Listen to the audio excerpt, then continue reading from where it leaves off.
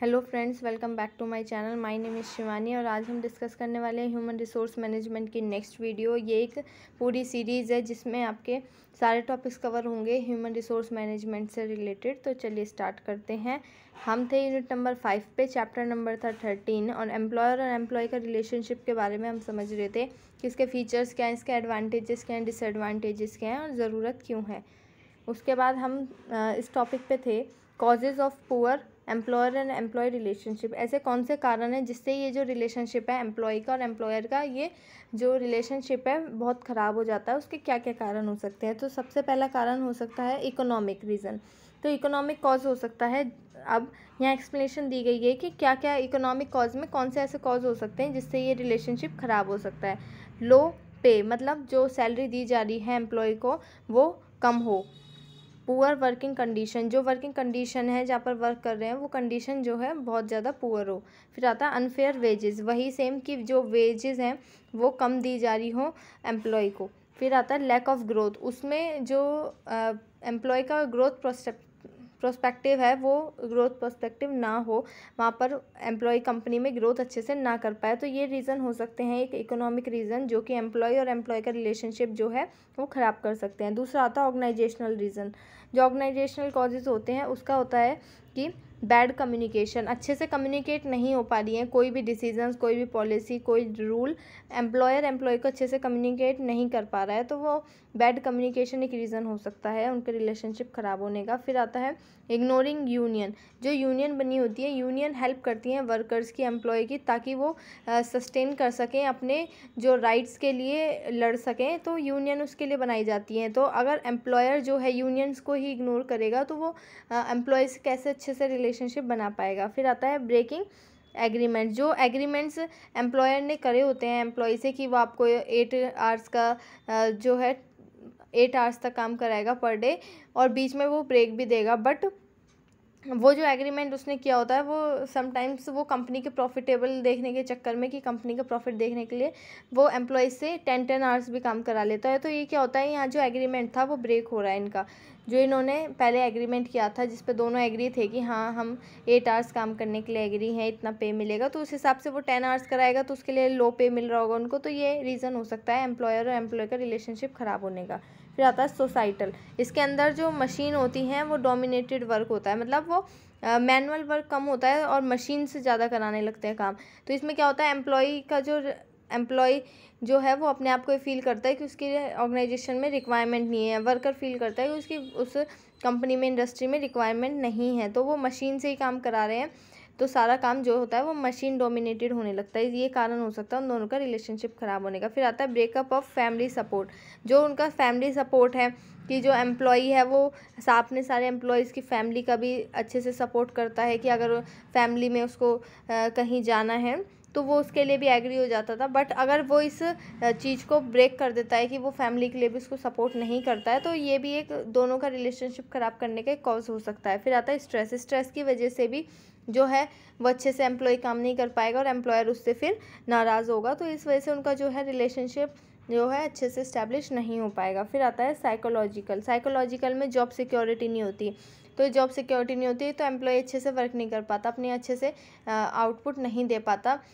तो फिर आता है बैड लीडरशिप। अगर जो एम्प्लॉयर है वो अच्छे से लीड नहीं कर पा रहा है, जो मैनेजर है वो लीड नहीं कर पा रहा है, एम्प्लॉयज़ को अच्छे से डायरेक्शंस नहीं दे पा रहा है, तो उस कारण वो कारण भी हो सकता है जिससे एम्प्लॉय और एम्प्लॉयर का रिलेशनशिप ख़राब हो। पुअर वर्क प्लेस कल्चर, जो जहाँ पर वो काम कर रहे हैं वो जो कल्चर है वो बहुत ज़्यादा ख़राब हो, तो इस वजह से भी एम्प्लॉय और एम्प्लॉयर का रिलेशनशिप ख़राब हो सकता है। फिर आता है पॉलिटिकल एक रीज़न हो सकता है जिसके अंदर काफ़ी सारी यूनियंस होती हैं और पॉलिटिकल फाइट्स होती हैं और वीक बार्गेनिंग पावर होती है।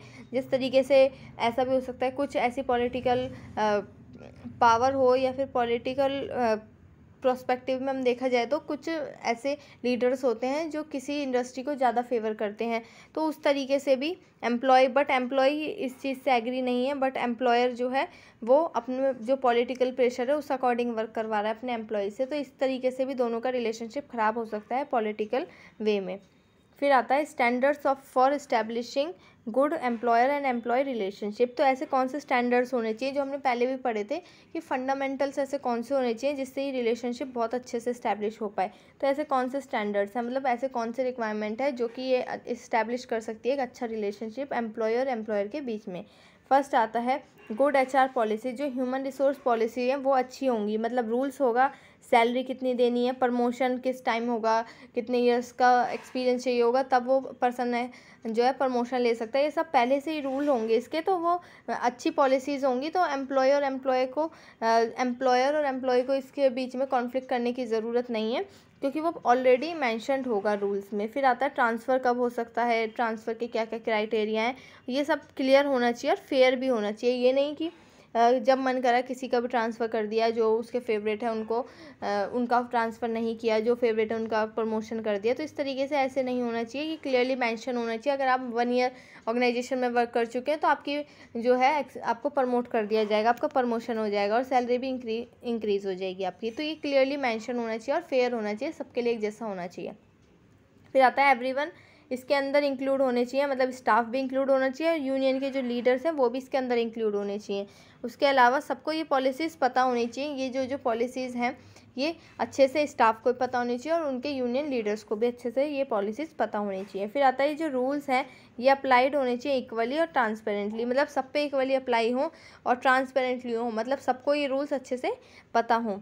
फिर आता है पॉजिटिव एटीट्यूड। अगर पॉजिटिव एटीट्यूड होगा एम्प्लॉयर का भी और एम्प्लॉय का भी, वर्कर का भी और मैनेजर का भी, तो ये बहुत अच्छे से जो है रिलेशनशिप बहुत अच्छा इस्टेब्लिश हो पाएगा। तो जब जो मैनेजमेंट है उसके यूनियंस है उन पे ट्रस्ट होगा, उन दोनों के बीच में रिस्पेक्ट होगी, तो ये रिलेशनशिप पॉजिटिवली जो है इन्हेंस करेगा। उसके बाद जो यूनियन लीडर्स हैं उनको अच्छे से समझना चाहिए मैनेजमेंट की जो लिमिटेशंस हैं। एम्प्लॉयर जो है उसको देखना चाहिए कि जो यूनियन है अपने वर्कर्स को जो प्रोटेक्ट कर रहे हैं उसके राइट्स को, वो दुश्मन नहीं है कंपनी की, वो अब सिर्फ अपने वर्कर्स जो हैं उसके, यूनियन क्या काम करती है, यूनियन करती है जो वर्कर्स के राइट है उनको प्रोटेक्ट करती है। वर्कर्स को जो प्रॉब्लम आ रही है ऑर्गेनाइजेशन में वो वर्कर्स अपनी यूनियन को बताते हैं और यूनियन उनके बिहाफ पे जो है उनकी जो बातें हैं वो ऑर्गेनाइजेशन को बताती हैं और उनको रिजॉल्व करके उसका सॉल्यूशन एम्प्लॉय को प्रोवाइड करती हैं। तो इसमें क्या होता है कि एम्प्लॉयर को भी समझना चाहिए जो यूनियन है ये प्रोटेक्टर है वर्कर्स की, कंपनी की दुश्मन नहीं है। फिर आता है थर्ड आता है कलेक्टिव बार्गेनिंग। इसमें होता है कि दोनों साइड हैं, जो एम्प्लॉयर भी है और जो वर्कर भी है, दोनों को नेगोशिएट करना चाहिए फेयरली, मतलब अच्छे से मिलके कि भाई हम इस बात पे एग्री हैं। तो अगर ये जो है ट्रांसपेरेंट होगा प्रोसेस, तो जब कलेक्टिव बार्गेनिंग होगी, तो जब दोनों एग्री होंगे किसी बात पे, तो ये रिलेशनशिप ऑटोमेटिकली इंक्रीज मतलब इन्हेंस करेगा। फिर आता है कोई no group should be misuse its power. कोई ग्रुप बन रहा है, अगर 50 एम्प्लॉयज़ है, अगर 10 एम्प्लॉयज़ हैं, ग्रुप बना लिया और मैनेजर उनको ज़्यादा मतलब मैनेजर का वो ग्रुप बहुत फेवरेट है, तो ये नहीं कि वो ग्रुप जो है वो ओवर पावर करे जो बाकी एम्प्लॉयज़ हैं उनको। फिर आता है तो गवर्नमेंट जो है हेल्प करना चाहिए इम्प्रूव करने के लिए, इनके डिस्कशन को इम्प्रूव करने के लिए गवर्नमेंट को भी इनिशिएटिव लेने चाहिए। फिर आता है फोर्थ पॉइंट, जो कि आपका फोर्थ स्टैंडर्ड है जिससे कि रिलेशनशिप बहुत अच्छा बन सकता है, वो है पार्टिसिपेटिव मैनेजमेंट। जो एम्प्लॉय हैं उनको भी इन्वॉल्व होना चाहिए पॉलिसी मेकिंग में। HR के डिसीजन, HR कोई डिसीजन ले रहा है, मतलब कि ह्यूमन रिसोर्स क्या होते हैं, एम्प्लॉयज़ होते हैं कि किसी कंपनी के, मतलब ह्यूमन रिसोर्स। तो इसमें जब डिसीजंस उनसे लिया जाएगा उनका भी इन्वॉल्वमेंट होगा, उनका पार्टिसिपेशन होगा उस मैनेजमेंट में, पॉलिसी मेकिंग में, तो उनको भी ये अच्छा फील होगा, मोटिवेटेड और वैल्यूएबल फील होगा। तो इसमें बहुत इंपॉर्टेंट है एम्प्लॉयज़ को इन्वॉल्व किया जाए। फिर आता है जब जो वर्कर्स हैं फील करेंगे कि वो इंक्लूड हैं, वो कंपनी के पार्ट हैं, तो वो लॉयल भी रहेंगे कंपनी के लिए और साथ में वो काम भी बहुत मेहनत से करेंगे, क्योंकि जब उन्हें पता है उनकी कंपनी उनके लिए बहुत सपोर्टिव है, उनके लिए बहुत अच्छे से सोचती है, तो वो लॉयल रहेंगे और लंबे समय तक कंपनी के साथ स्टे रहेंगे। फिर आता है जो मैनेजमेंट है वो मैनेजमेंट को देखना चाहिए कि यूनियन को एज पार्टनर नॉट प्रॉब्लम। जो मैनेजमेंट है उसको ये नहीं देखना चाहिए कि अब एम्प्लॉयज़ के लिए बोलेंगे और एम्प्लॉयज़ के लिए कुछ ये डिमांड्स करेंगे वो हमें फुलफ़िल करनी होगी, ऐसी कोई ये इस चीज़ को हमें इस तरीके से नहीं देखना चाहिए, बल्कि हमें इस तरीके से देखना चाहिए कि ये हमारे पार्टनर्स हैं, ये हमारे जो एम्प्लॉयज़ हैं, जो बहुत इंपॉर्टेंट रिसोर्सेज हैं, उनकी प्रॉब्लम्स हम तक पहुंचा रहे हैं और हम उनको अच्छे से सॉल्यूशन प्रोवाइड करें ताकि हमारे एम्प्लॉयज़ को प्रॉब्लम ना हो कुछ भी। फिर आता है आपका fifth point, responsible labour union. जो यूनियन होनी चाहिए वो फोकस करे वर्कर्स के राइट पे, ना कि पॉलिटिक्स पे। ये नहीं कि वो पॉलिटिकल तरीके से चले, पॉलिटिक्स पे उनको फोकस नहीं करना है, वो अपने वर्कर्स के राइट पे फोकस करें, क्योंकि उनका मेन काम यही होता है यूनियंस का। फिर आता है उनको सपोर्टिव और पीसफुल एक प्रोडक्टिव वर्किंग कंडीशंस बनानी चाहिए। तो इसमें ये होना चाहिए जो लेबर की यूनियंस है वो बहुत रिस्पॉन्सिबल होनी चाहिए, और उनको कोशिश करनी चाहिए वो क्रिएट कर सके पीसफुल एनवायरनमेंट अपने एम्प्लॉयज़, अपने वर्कर्स के लिए। फिर आता है रिस्पॉन्सिबल यूनियन जो होती हैं वो हेल्प करती हैं बिजनेस की भी और साथ साथ वर्कर्स की भी आगे बढ़ने में।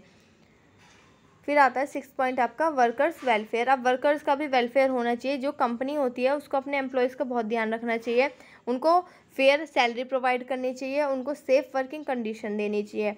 उसके अलावा ट्रेनिंग और ग्रोथ अपॉर्चुनिटीज़ भी अपने एम्प्लॉयज़, अपने वर्कर्स को, उस कंपनी को प्रोवाइड करनी चाहिए। जब वर्कर्स फील करेंगे कि उनके लिए केयर कर रही है, उसकी जो कंपनी है अपने वर्कर्स की केयर कर रही है, तो वो अच्छे से परफॉर्म कर पाएंगे, वो बेटर परफॉर्म कर पाएंगे। फिर आता है ग्रीवेंसेस हैंडलिंग प्रोसेस। जो ग्रीवेंसेस मतलब जो प्रॉब्लम्स है एम्प्लॉय की, उसको जो हैंडल करने का प्रोसीजर होना चाहिए, प्रोसेस होना चाहिए, वो फास्ट होना चाहिए, सिंपल प्रोसेस होना चाहिए, ताकि हैंडल कर सके वो सारी कंप्लेंट्स को। उसके अलावा जो वर्कर्स हैं उन्हें भी देखना चाहिए कि जो उनकी प्रॉब्लम्स हैं वो सुनी जा रही हैं और सॉल्व हो रही हैं। जब उनकी प्रॉब्लम्स को सुना जाएगा वर्कर्स की को और सॉल्व भी की जाएगी, तो वो फील करेंगे रिस्पेक्टेड, कि भाई उनकी भी रिस्पेक्ट है उस कंपनी में, क्योंकि उनकी भी जो प्रॉब्लम्स हैं अगर वो अपने जो मैनेजमेंट को प्रॉब्लम्स बताएंगे तो वो सॉल्व ज़रूर होगी और वो रिस्पेक्टेड फील करेंगे। फिर आता है इससे क्या होता है, ट्रस्ट बिल्ड होगा वर्कर्स के और मैनेजमेंट के बीच में, ट्रस्ट बिल्ड होगा कि उनकी प्रॉब्लम्स को सॉल्व कर दिया। तो ये बहुत हेल्पफुल होगा कि एक अच्छा रिलेशनशिप बन पाए दोनों के बीच। फिर आता है अप्रोचेस टू सेटल एम्प्लॉयर और एम्प्लॉय डिस्प्यूट। ऐसे कौन सी अप्रोचेस हैं जिससे कि अगर एम्प्लॉयर और एम्प्लॉय के बीच में कोई डिस्प्यूट होता है, कोई कॉन्फ्लिक्ट होता है, तो उसके लिए क्या क्या हमें स्टेप्स लेने चाहिए और ताकि हम उसको सेटल कर सकें। फर्स्ट स्टेप आता है हमारा एक्सप्रेसिंग इश्यूज़। एम्प्लॉय को अपने जो मतलब एम्प्लॉय के पास ये पावर होनी चाहिए, उसको अलाउ होना चाहिए कि वह बता सके मीटिंग में और सेमिनार्स में बोलने की उसके पास पावर होनी चाहिए।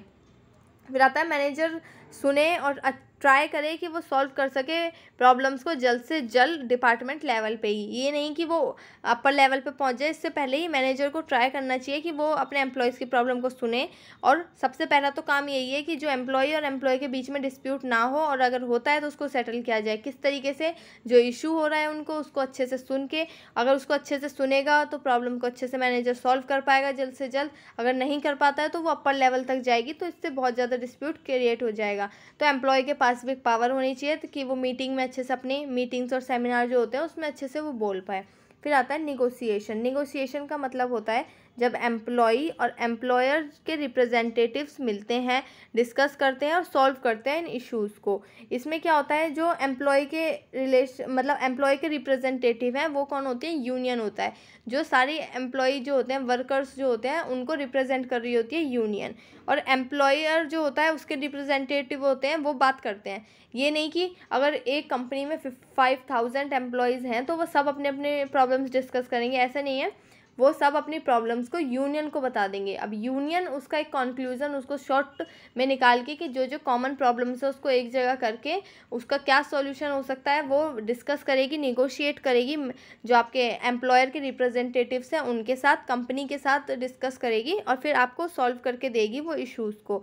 ये होना चाहिए, अवॉइड करनी चाहिए। सबसे पहले काम तो ये निगोशिएशन होना चाहिए जिसमें कि स्ट्राइक ना हो। इसमें अवॉइड करना चाहिए कि हमें स्ट्राइक ना हो, जिससे कि स्ट्राइक का मतलब क्या होता है कि वो वर्कर्स अपना काम नहीं परफॉर्म कर रहे हैं, अपनी जॉब परफॉर्म नहीं कर रहे हैं, वो बोलेंगे जब तक हमारी प्रॉब्लम सॉल्व नहीं होगी हम इस काम को परफॉर्म नहीं करेंगे। तो उससे पहले पहले हो जाए कि वो स्ट्राइक जैसी जो है सिचुएशन क्रिएट ना हो। तो पीसफुल और एक तरीके से पीसफुल तरीके से पहुँचना है एक सही पर्सन के पास।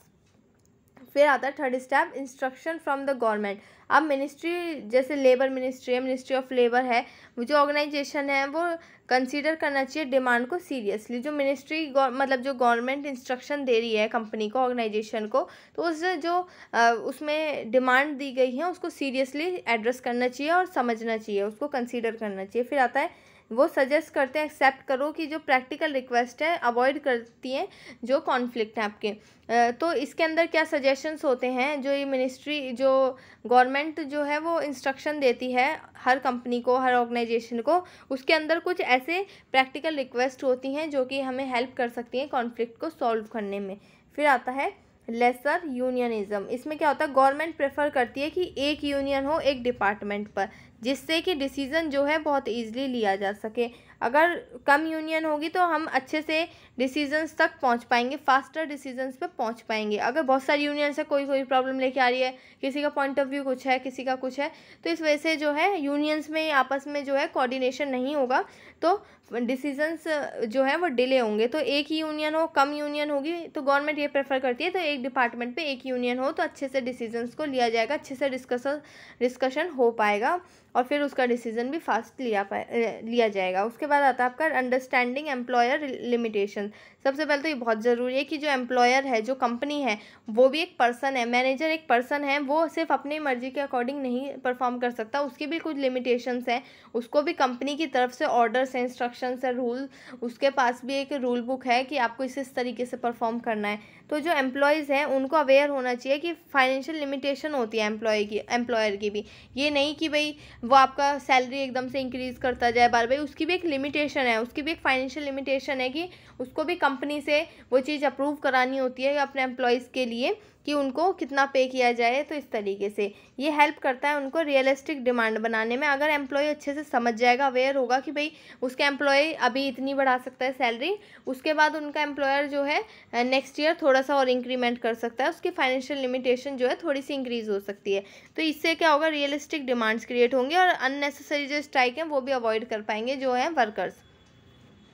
अब जो हमारा नेक्स्ट टॉपिक है वो आपका चैप्टर नंबर 14 से है, industrial disputes and stress free environment. इसको हम नेक्स्ट वीडियो में कवर करेंगे। तब तक के लिए thank you for watching this video. अगर आपको ये वीडियो अच्छी लगी हो तो इसको लाइक करें, मेरे चैनल को सब्सक्राइब करें अपकमिंग वीडियोज़ के लिए। और कोई भी फीडबैक हो, कोई आप सीरीज़ चाहते हो या कोई भी सब्जेक्ट ऐसा हो जिसको आप चाहते हैं कि मैं उसके ऊपर भी वीडियोज़ की सीरीज़ लेके आऊँ, तो आप कमेंट सेक्शन में बता सकते हैं, मैं उस पर ज़रूर फोकस करूँगी। तो आप थैंक यू।